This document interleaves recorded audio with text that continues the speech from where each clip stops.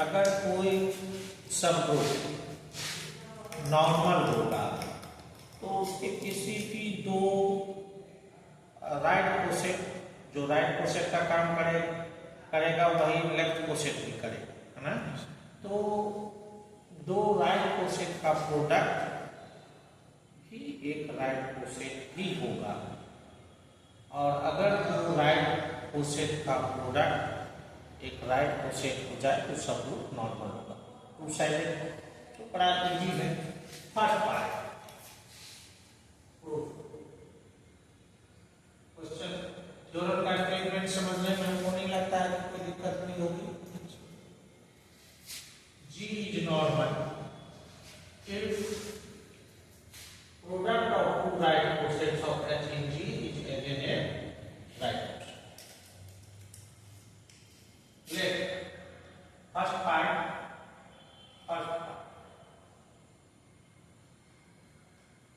let H is normal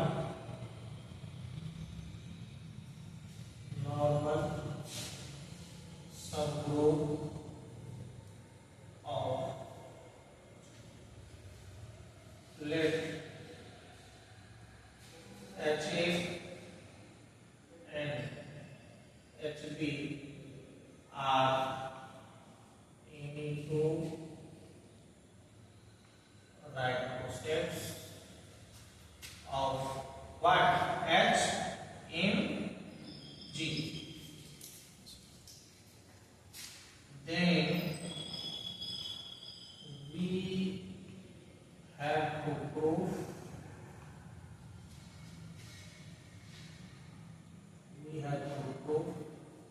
HA यही ना product हुआ दोनों राइट कोसेट का is also a right coset of H in G. अब बात करें कि राइट कोसेट या लेफ्ट कोसेट बनता कैसे। नहीं, अब यहाँ आपको प्रूफ करना है कि ये जो है वो राइट कोसेट ऑफ H है। कोसेट किसी सबग्रुप का होता और ग्रुप में होता, generated by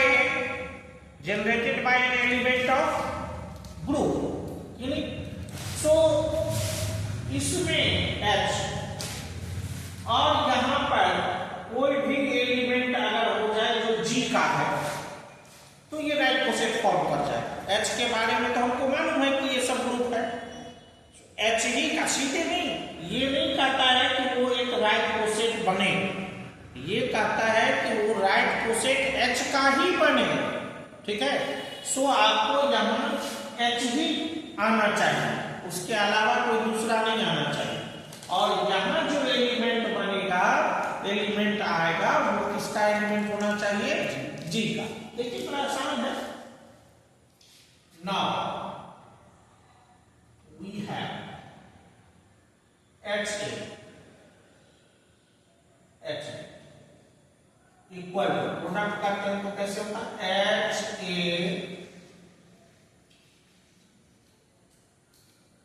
H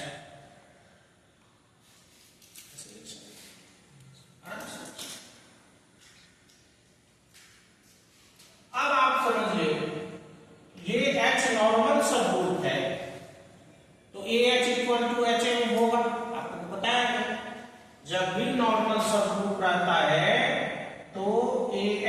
equal to H A, left coset equal to, सबसे शुरू का है ना, ये होगा।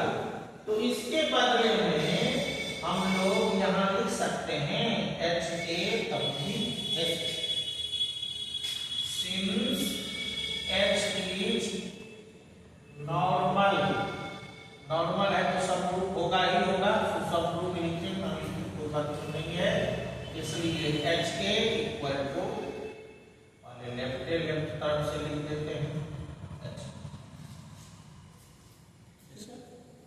अब फिर इसको आप ऐसे भी लिख सकते हैं एच एच, ठीक है। अब गौर करिए, आपको जो चाहिए, ये चाहिए एच और ये चाहिए आपका जी का एलिमेंट, ठीक है। तो ए भी यहां आ रहा है, ए जी का एलिमेंट होगा निश्चित रूप से, एच ए अगर कोसेट है तो एच ए जी का एलिमेंट होगा, और बी भी जी का एलिमेंट होगा, तो ए भी तो जी का एलिमेंट होगा ही बाय क्लोजर लॉ, ठीक है। तो ये हो गया। अब यहां आइए, आपने पढ़ा है H H equal to H, coset जब पढ़ रहे थे हम लोग सब ग्रुप वाले केस में, आप पढ़े हैं ना सब ग्रुप वाले में, if H is a subgroup then H H equal to H, ठीक नहीं। सो ये H और ये A B, since H is a subgroup, H is a subgroup, therefore HH equal to H, ठीक है। So what it is, and ये A B G का element हो गया, and since A B belongs to G implies A B belongs to G, है ना। तो ये जी का एलिमेंट हो गया और ये एच सब ग्रुप है, सो क्या हो जाएगा आपका, ये कोसेट बन गया नहीं। सो ए right coset of H in जी, सो ये कैन प्रूव हो, ठीक है। सो फर्स्ट पार्ट प्रूव,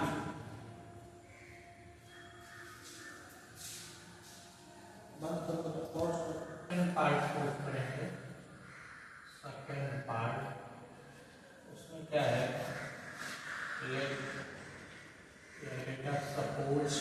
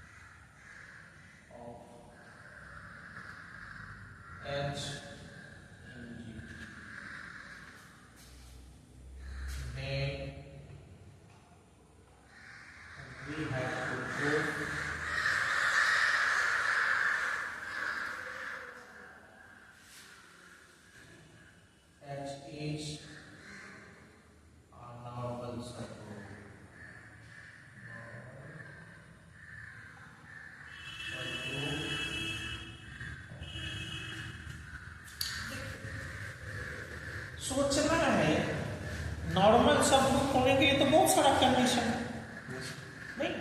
अब इसमें कौन सा होगा जो हम प्रूफ कर देंगे तो वो आ जाएगा, तो बड़ा आसान है। आपने एक डिफिनेशन पढ़ा होगा कि एच एक्स एच इनवर्स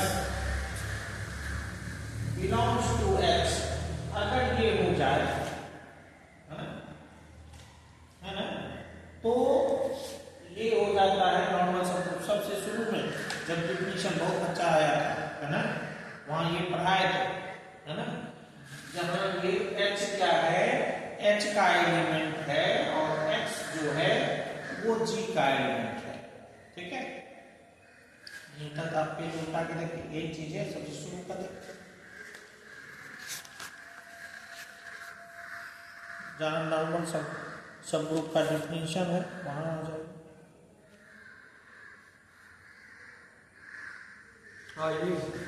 है ना। 3 कंडीशन में से एक कंडीशन ये भी होगा, है ना। है। ये हम लोग प्रूफ करें, है ना। तो वो आ जाए कि ये नॉर्मल से प्रूफ है।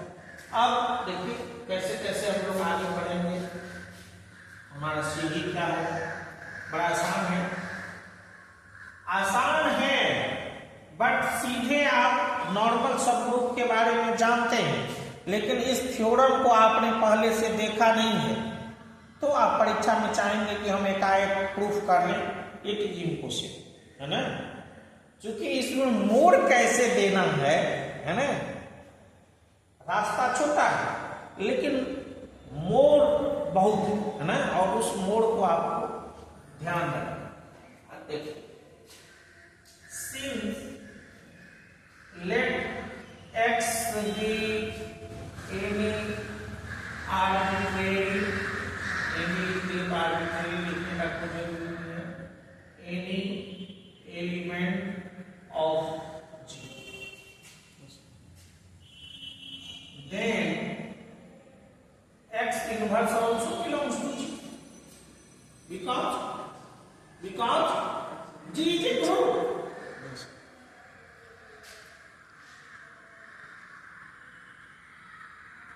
Then which implies Hx and Hx inverse,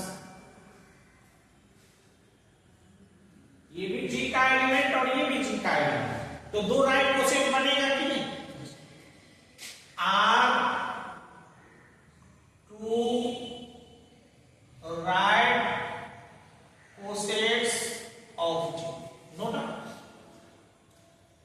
अब ये देखिए Hx इनवर्स,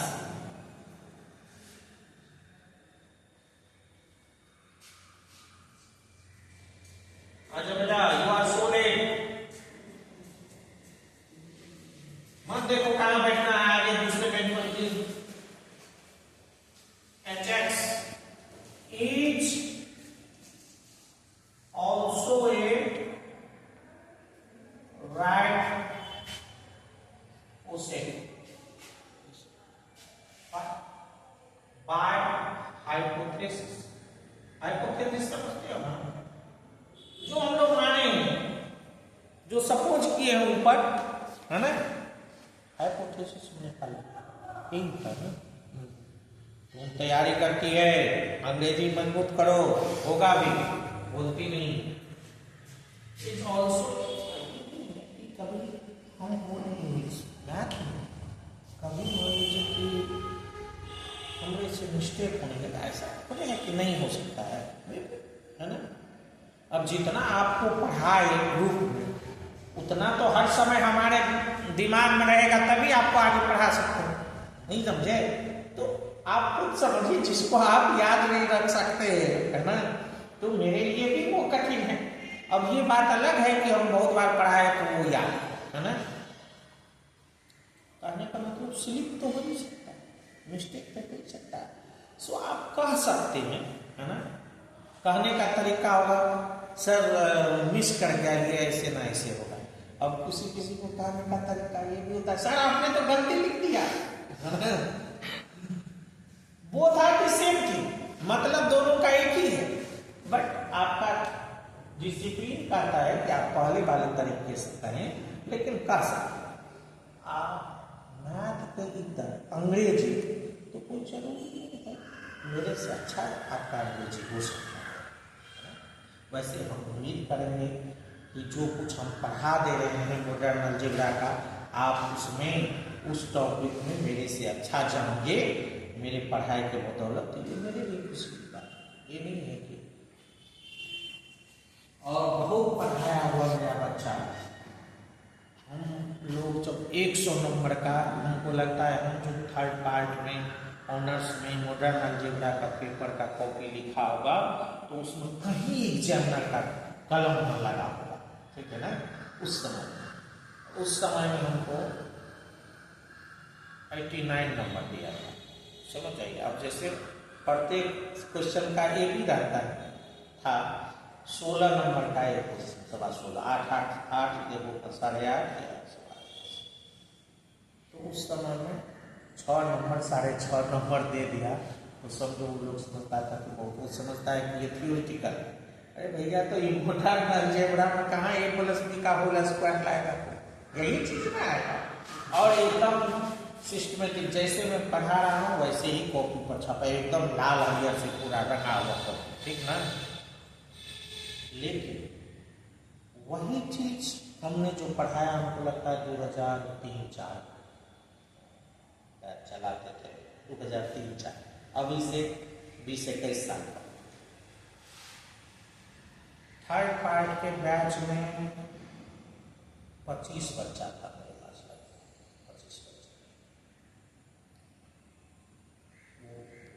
कहीं से हम पढ़ाना HX inverse is also that. ये राइट कोसेट तो हुआ, चूंकि ये कह रहा है कि दो राइट कोसेट का हम लोग मल्टीप्लाई करेंगे दो राइट कोसेट को तो राइट कोसेट ही प्रोडक्ट बने।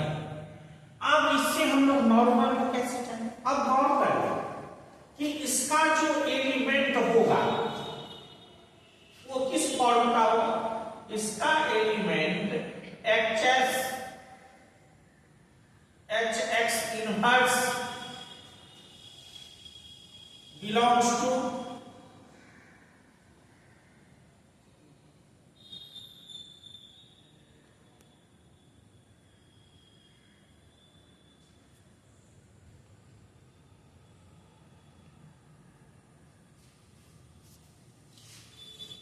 इस फॉर्म का एलिमेंट हो।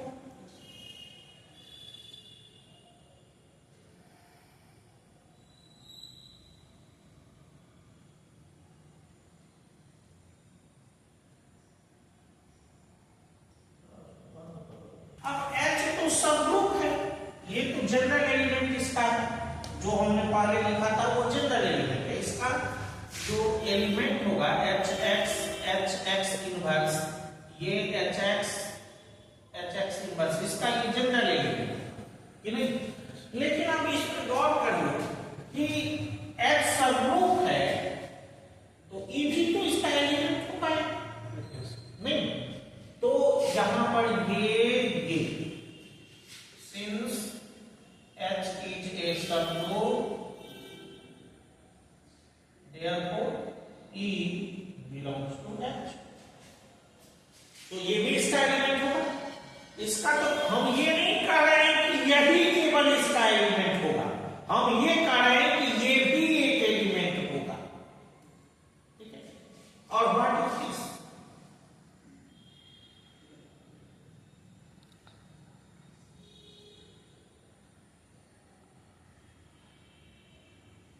इसे मल्टीप्लाई करोगे तो वही एलिमेंट बनेगा X, इसे मल्टीप्लाई करोगे तो वही एलिमेंट बनेगा X inverse.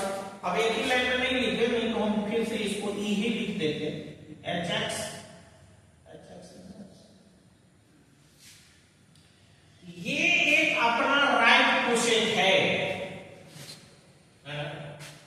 It also right coset. इसको अगर हम 1 का आगे काम करेंगे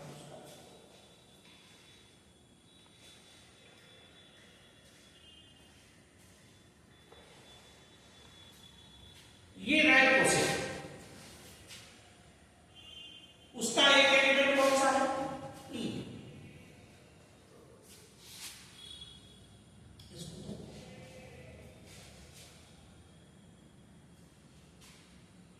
अगेन अब H के बारे में जरा बताइए कि H is also a right coset of H in G होता है। कोई सबग्रुप अपना कोसेट होता ही है और generated by no generated by element of DH also. वो अगर H के ही एलिमेंट से जनरेटेड होगा तो H ही मिलेगा, और नहीं तो generated by identity element. Identity element से जो जनरेट होगा कोसेट, तो वो तो वही का वही बनेगा नहीं।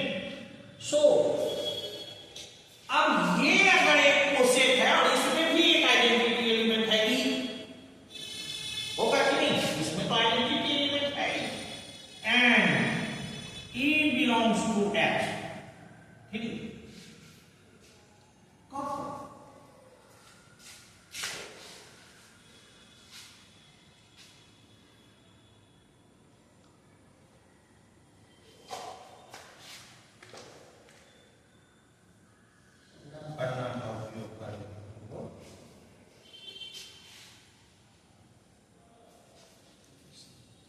ठीक है, अब आइए कि from 2 and 3 these are two right cosets, hx, hx inverse and h are two right cosets and having one element is common e। अब आपने पढ़ा होगा कि दो राइट कोसेट या दो लेफ्ट कोसेट या तो कंप्लीटली इक्वल होता है, आइडेंटिकल होता है, नहीं तो कंप्लीटली डिस्जॉइंट होता है। आइदर आइडेंटिकल और डिस्जॉइंट। अगर होगा तो सब एलिमेंट कॉमन होगा और नहीं होगा तो एक भी कॉमन नहीं होगा। लेकिन यहां के हिसाब से तो आइडेंटिटी एलिमेंट है कॉमन, इसका मतलब ये दोनों राइट कोसेट एक ही है, आइडेंटिकल है कि नहीं? But we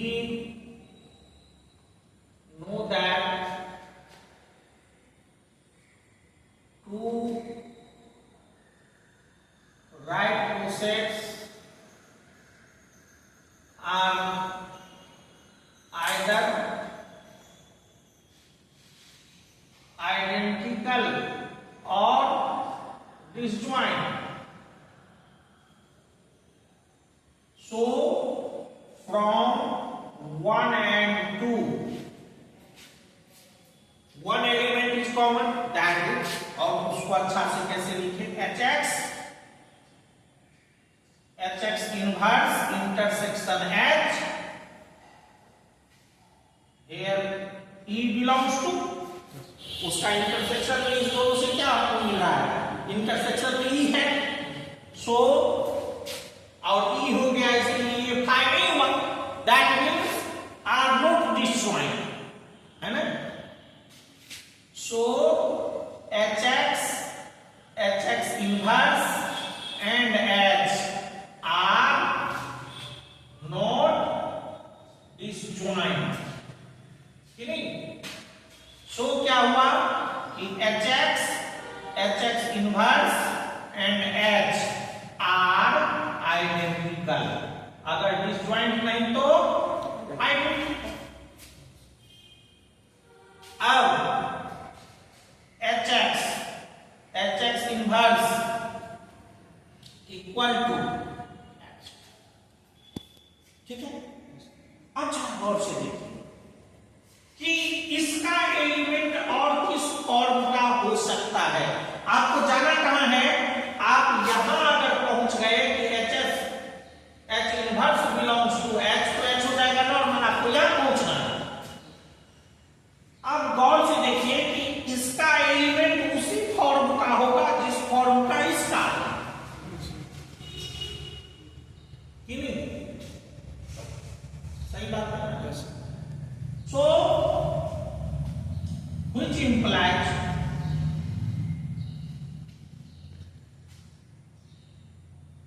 h1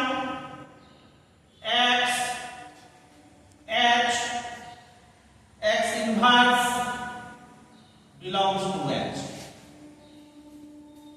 थोड़ा सा आपको दिक्कत लग रहा होगा, यहां हमने लिखा h1 और यहां लिखा सीधे h, है ना? अब आप यहां देख रहे हैं ये तो कोई जरूरी नहीं न है कि जब हम लोग इस h का एलिमेंट h लेंगे तो इस h का भी एलिमेंट h ही होगा, कोई दूसरा भी तो हो सकता है जो h का एलिमेंट हो। अगर हम लोग यहाँ दोनों का सेम लिख देंगे, इसका मतलब होगा कि जब भी हम लोग इस H का एलिमेंट लेंगे तो वही एलिमेंट दूसरे H के लिए भी लेना पड़ेगा, नहीं। लेकिन जब अलग लिखेंगे तो इसका मतलब वो अलग भी ले सकते हैं, सेम भी ले सकते हैं। समझ में आई? So you have not to confuse, कि नहीं, आपको कंफ्यूज होने का ये नहीं है। अब आइए, where H1H belongs to H and X belongs to G.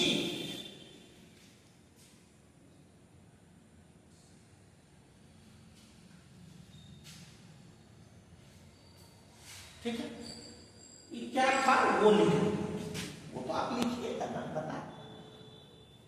ये सब लिखना आपको पूर्ण नंबर दिलाता है। आप अगर समझेंगे कि हमने तो पूरा अच्छा से आंसर तक लिख दिया लेकिन हमको 10 में 10 नहीं मिला, तो आप ये सब छोड़ दिए, इसलिए नहीं मिला। ठीक है, सो जहां जरूरी भी नहीं भी हो, हमने उसका क्या नाम दिया हो, आपको याद है हमने क्या नाम दिया था उसका? मुफ्त कलर, है ना। सो अब आ जाए, हम लोग H1 इनवर्स से इस पूरे को मल्टीप्लाई कर देते हैं, तो ये अपना H1 इनवर्स H, इसलिए कि इस सब को हम लोग धीरे धीरे हटा सकते।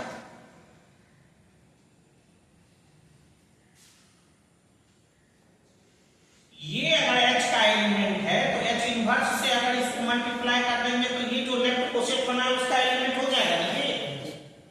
अब गौर से देखिए, बाय एसोसिएटिविटी ये खत्म, आप इसको एक बार लिखिएगा, खत्म।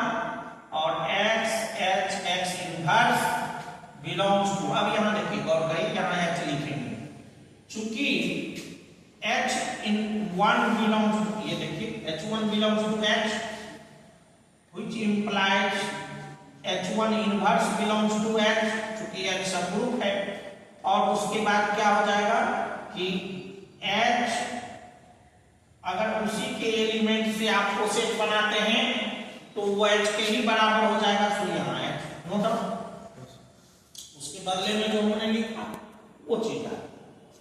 अब ये तो आपका आइडेंटिटी एलिमेंट हो गया, खत्म कर देते हैं, जगह नहीं है, इसलिए X inverse belongs to H, और यही आपको नॉर्मल दे देगा कि नहीं, यही कंडीशन है नॉर्मल का, आपको पता है। ये गौर से देखिए, उल्टा सुल्टा हो गया, ठीक से देखो कंडीशन जो अभी आप यहाँ पे लिखे वही है कंडीशन, वो वहीं पर गलती लिखी है, वो गलती लिखे थे, X इनवर्स ही होगा, बिलोंग्स टू H। ठीक है, यस सर। ये हो, सो ये हो गया H इज